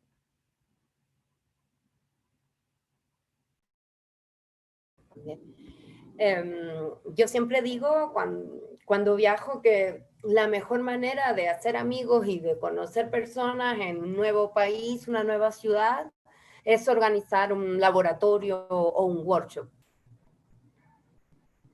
Constanza says that whenever she travels, she knows that the best way to make friends in a new city, in a new place, a new environment is just to organize a workshop or a laboratory. Porque pienso que así rápidamente vas a conocer y contactar a personas que tienen los mismos intereses que tú. Because that way, in a very fast way, you're reaching out to people that have the same interests or the same questions that you have. Entonces, me parece que ahí se genera un intercambio, todos intercambiamos conocimientos y además es mi forma de poder generar un conocimiento situado, ¿no? Un conocimiento basado en una realidad socioeconómica de un lugar específico en un momento específico.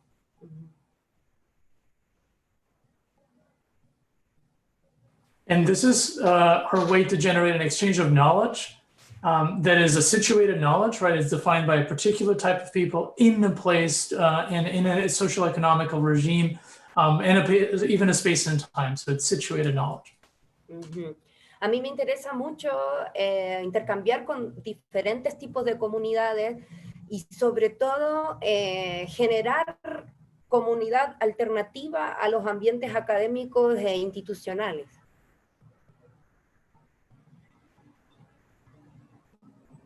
Typing notes, sorry for being slow. Constanza is very interested in exchanging with many communities and creating alternative spaces, alternative communities from the institutional ones, from the academic ones and other institutionalized forms of community. Pienso que muchos trabajadores, hacedores o los verdaderos makers y hacer ese rescate de sus conocimientos y sus técnicas. ¿Puedes repetir? La conexión estaba un poquito lenta. Que me interesa mucho tomar contacto con los hacedores y personas que están en los barrios y hacer un rescate de esas tecnologías. She's really interested in actually meeting the people who are in the neighborhoods working, and once more, they're not typically called makers, but they're actually really making stuff, really workers, and make a portrait of their knowledge as well. Ajá. Entonces, para mí el trabajo con comunidades, generar comunidades o insertarme en nuevas comunidades y aprender de ellos es algo muy importante en mi trabajo.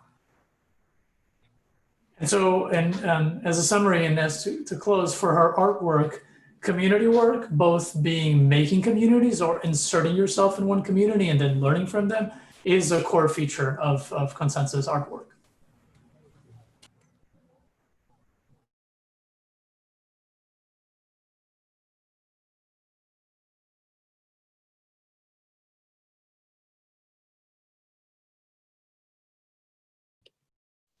Gabriella, did you want to jump in? Don't want to put you on the spot. But... No, I think everyone summed that up really well. I don't have that much to add.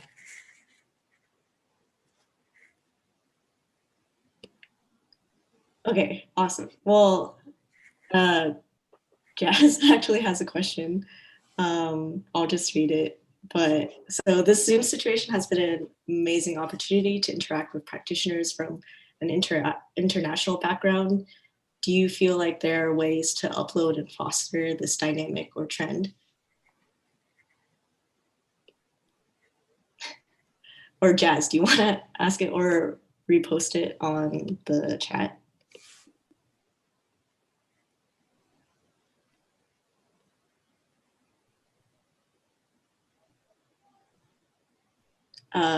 Well, I think essentially what Jazz is asking, or what the question's getting at, is like Zoom and this new mode of doing work, and also like interacting, building community and all, allows us to like connect with people internationally. How have, well, I guess the follow-up question is like, how have you been able to engage with like this new mode of virtual community? And like what do you see the potential of like building on this as we, sorry, that was really wordy, but let me know if I should reword it. I think it's clear. And I want to be the first to answer this question because I feel like I am a very big failure case at this, and I would love to hear if any of the other panelists are more successful. But for me, like, I feel like even though, you know, beyond being there, the seminal HCI paper, which is like, oh, with like digital technology, we'll be like more connected than we can be in person and stuff. I personally am just so tired of looking at a screen for like 8 hours a day. And I like feel like, to me, even the like benefits of like digital affordances technology provides for sure like are not better than just like the relief and like the serotonin I feel when I see like a friend face to face in person. And I feel like a lot of people feel this way. Like I feel like in a pandemic, at least how I'm approaching this, like my base instinct is to like survive and like wait out the time. And like, yeah, there could be more opportunities here for me to connect internationally, or like even right now, right? I'm speaking at a panel which is hosted in Chicago. I think that's awesome. But I feel like there's just so much inertia for me. It's like, oh, I want to talk to the people I've already been talking to. And just like the fact that it's through a screen is like not great. So I personally am not holding up well, but I hope that other people are. Yeah, I would consider myself also to be a failure at this. I think at first it seemed like an okay idea. And when the pandemic originally started, like I went back home. So it was nice to say that, oh, I can get my work done and not be in Colorado. But I think as time went on, I think the summer was pretty hard. It was hard to just have the motivation to even do anything because everything was just so different, and it was hard to just get the ball rolling. But I guess like as fall started, things got like, this is like the new norm. So I finally figured out how to make it work for me. But I think, like I said, like I've not enjoyed it as much. And even as like a super introverted person that I am, I do miss those friendship relationships in my community. My lab on campus was pretty much like we had an open door, so we constantly had people coming in and out from like the building. So there's always some conversations being struck up. And the thing that I've realized through all of this Zoom, like, yes, I am tired of looking at a screen. I do have Zoom fatigue, but it's just not the same. There's really like, as much as people have been trying, there's really no way to replicate that like in-person dynamics of a conversation and things like that. So I think that like yes, this is sufficient in a way, but it's just not like what it was before.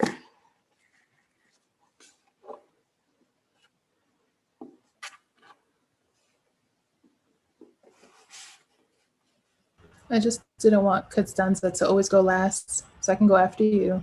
You want to go? Yo. Constanza, si quieres responder esa.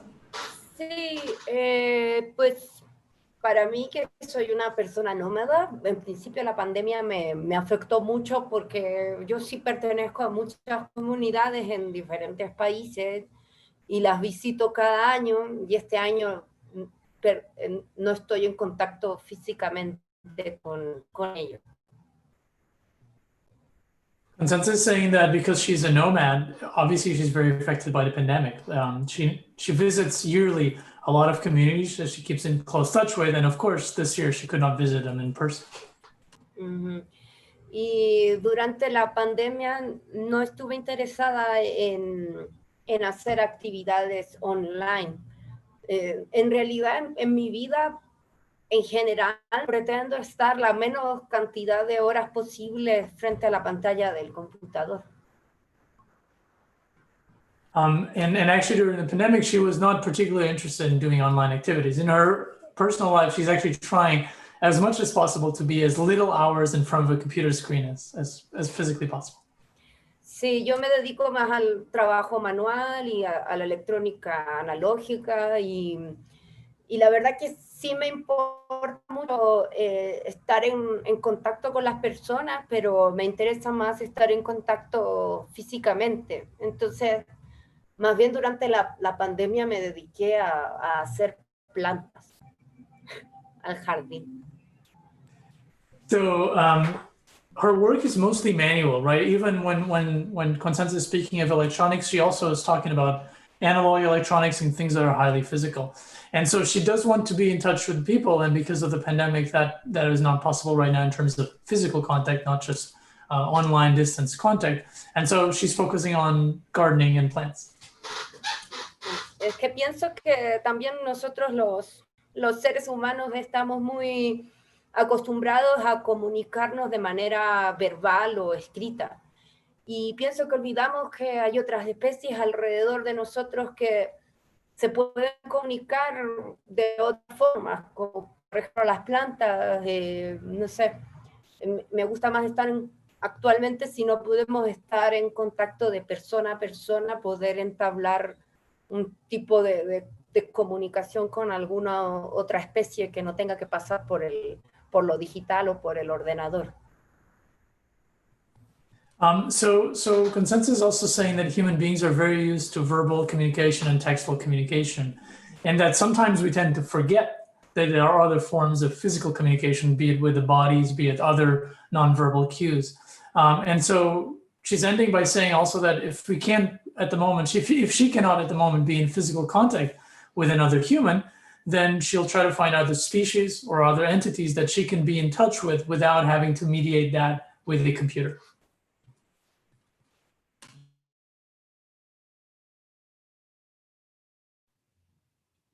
I have a question for the other panelists that I'm curious about, which is I feel like all three of your works are really awesome, but also like if I were in your position, I would find it like emotionally taxing. Like I feel like a lot of it is like, you know, deals with organization, reaching out with various communities, working on like hard social problems. So I was wondering, like, if you feel this, like, how do you prevent burnout, or like, how do you have the energy to be revitalized and continue doing the amazing kinds of work that you're doing? Yeah, I can jump in. I mean, even with the last question, I feel like I know that Zoom should be taxing, but honestly, I've had a great time. I teach a lot of classes on Zoom. I take classes on Zoom. It adds a lot of flexibility for me. And I feel like with more people being open to Zoom, they're just like Afrotectopia has expanded internationally very quickly because everyone can just hop on Zoom, and we had a international fellowship in ways we couldn't have done in person. So I'm definitely finding great ways to use technology. For one, I definitely agree with this idea of tapping into our current communities and investing back into them, and, you know, taking time with people that we're already familiar with. But I also see that it's just been so easy to just jump into different circles and see what other people are thinking. So I think there's a lot of power in that. And Jingyi, your question is so, like, it's something I think about all the time. I felt like while I was a grad student, I was creating Afrotectopia, a whole festival, and then also creating a thesis. And I was intentional on not making my thesis Afrotectopia because I feel like oftentimes, you know, Black students I can speak specifically to, we're often bringing in race and politics in ways that a lot of our other classmates don't have to do, don't even have to think of. And we often have to replace our artistry with organizing and being social justice oriented.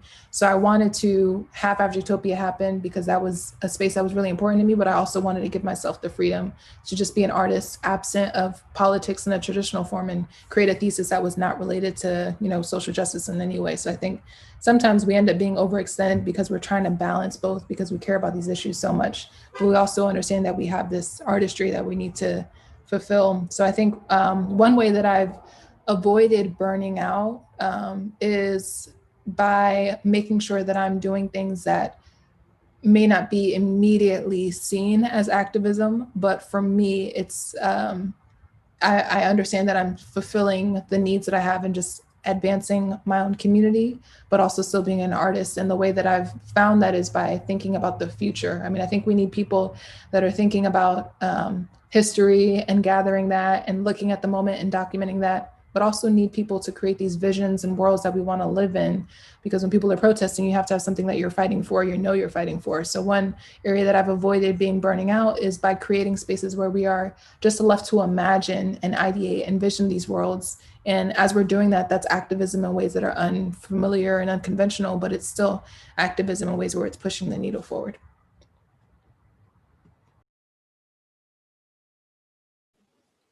Yeah, I think for me, I kind of go through these cycles as a PhD student where I'm like, oh, I know exactly I want to do this, and I know that this like is a very big social issue, and then something happens and I'm like, oh, maybe I should go to something else. So there's been a lot of like bouncing around, but I think that having the like validation of like talking with people and them saying like, yes, this is a good idea, like this is something that actually matters, and then also just like the social climate, that's what's been going on lately, has also like, I guess I'm kind of opposite from Ari. It's actually kind of like dripped into my work a little bit more, where I want to work. Like I feel more energized to work with the people who are being constantly put down by society because of what's been going on. And I think it's just like I said, like the cycles of like, oh, maybe this isn't, like maybe I should do something else in my PhD that's a little bit further away from the social issues and just like get that done and then go focus on the other stuff later on. But I think for me personally, like I need to have that integration so that I stay motivated and actually like want to work on this PhD.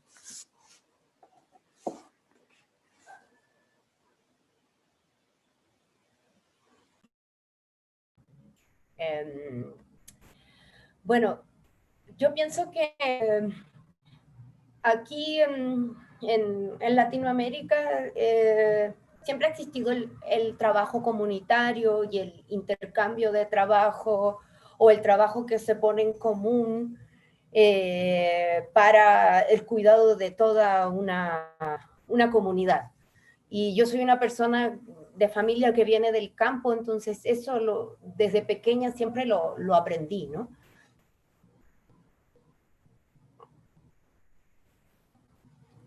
So in Latin America, there's always been community work. There's always been work that is of exchange nature. There's always been communal work. It's work that is benefiting a community rather than individual. And Constanza is a person of a rural family, so she's been doing that since she's small. Uh-huh. Aquí, por ejemplo, existe el concepto de la minca o la minga, que se trata de intercambio de trabajos. O sea, tú necesitas realizar un trabajo y necesitas ayuda, tú puedes intercambiar comida por trabajo, ¿no? So over there's a concept called a minga. Is that correct? Sí, minca o minga. Minga, yeah, minga or menka. And that's an exchange of work that does not necessarily need to be for money. For instance, you can, if you're, again, Constanza is speaking to this whole burnout thing, if you're in a moment where you're feeling overwhelmed, you can also exchange work for food or for whatever it is.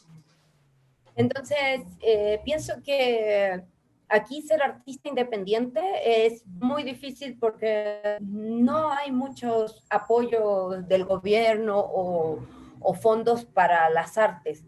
Entonces, sin el apoyo de la comunidad es muy difícil también desarrollar tu propio trabajo independientemente.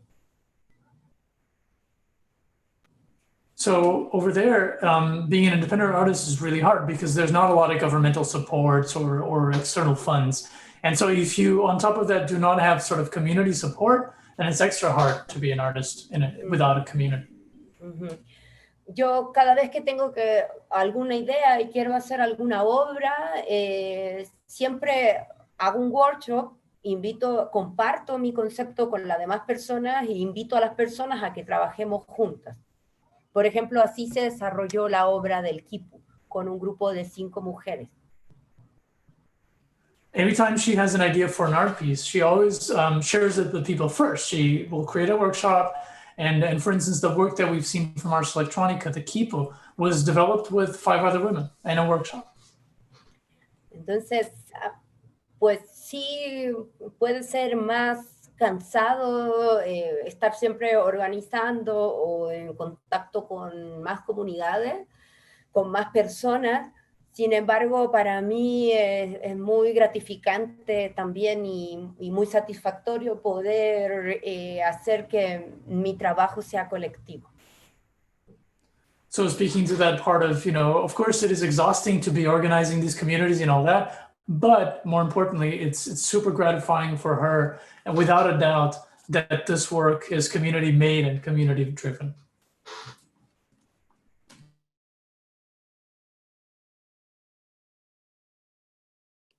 I think Yuja had a question too. Yes. Thanks for the talk. So my question is around I know all of our panelists has already a very diverse background. I'm curious how you all keep yourself updated on things that's very unrelated to your field. I know I'm asking this because I find out the society is really trying to push people to specialize in an area, and I think for people really interested in getting the breadth of the knowledge beyond the specialization of knowledge, how do you all keep updated on things that's very unrelated to your career specific area, and be really open-minded?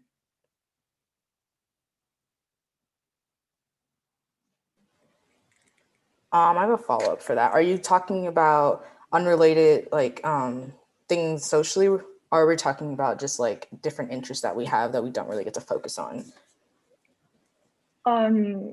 So it could be total different career path, people that in law, in health, that you don't really interact with this area specifically in your daily work, but still keep updated on what's going on in that trend that may somehow help you back or something, but just not keeping yourself just on the thing you're doing, but getting the breadth of the idea of other things happening on the world. Yeah.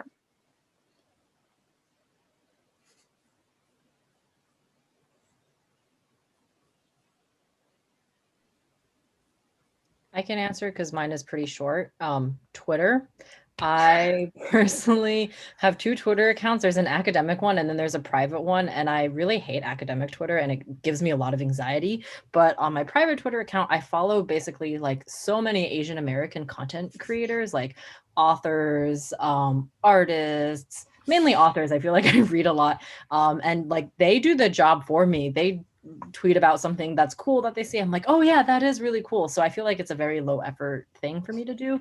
I personally wish that I was more involved in the artist community and seeing all these great kinds of new media art and stuff, but you can't win everything. And there's so much content in the world and only limited hours in the day. So I'm happy enough with my curated Twitter feed.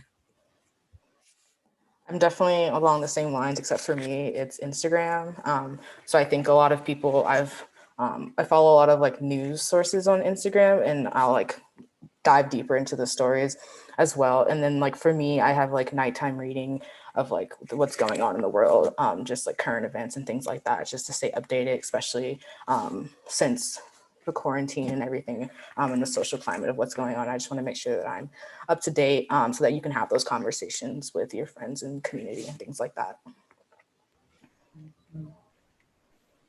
A mí me gusta mucho la radio y me gusta mucho escuchar podcasts. Entonces, como siempre estoy haciendo trabajos manuales en electrónica o en el jardín haciendo las plantas, escucho radios de diferentes lugares del mundo o podcasts con diferentes temas. Y no sé, me gusta mucho escuchar sobre astronomía o sobre feminismo o sobre filosofía, no sé, enterarme sobre otras culturas a través de la radio y de podcast.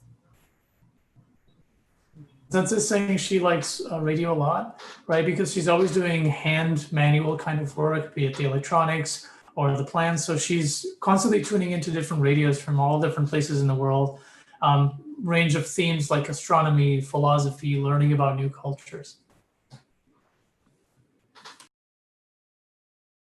I mean, my research practice, it's studying a lot of different things. Even right now, I'm in school studying architecture. So I think there are always just so many spaces that you can explore. And I think technology, it's really just a tool, an expression tool. And so when you think of it in that way, the ideas that you can bring in with technology are limitless. But I would also say the same things if it's so convenient to just go Twitter or Instagram, see what people are talking about.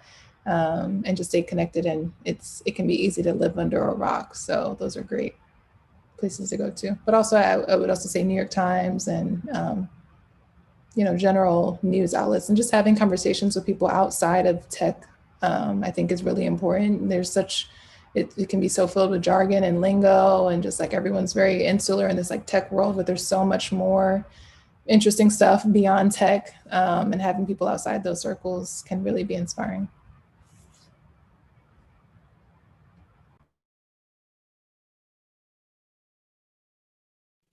All right, well, we're nearing the time. So if there's one last question from the audience, maybe. But if not, then we can kind of wrap up.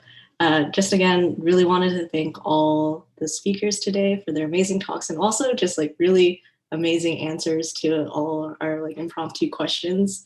I really enjoyed this discussion that we were able to have in the last hour.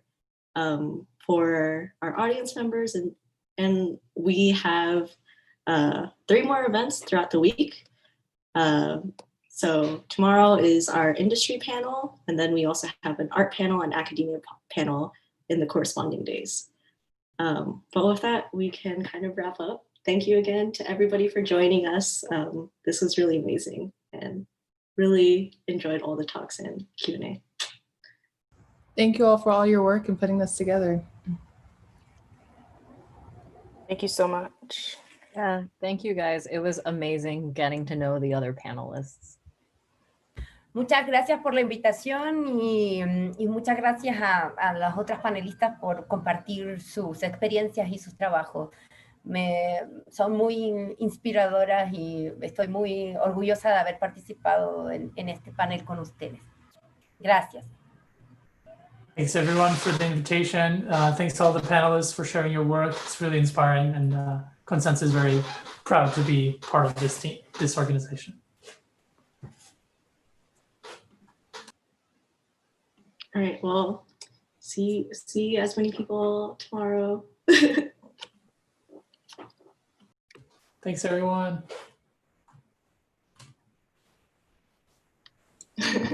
Okay. Great job, Jasmine and Petra, first of all.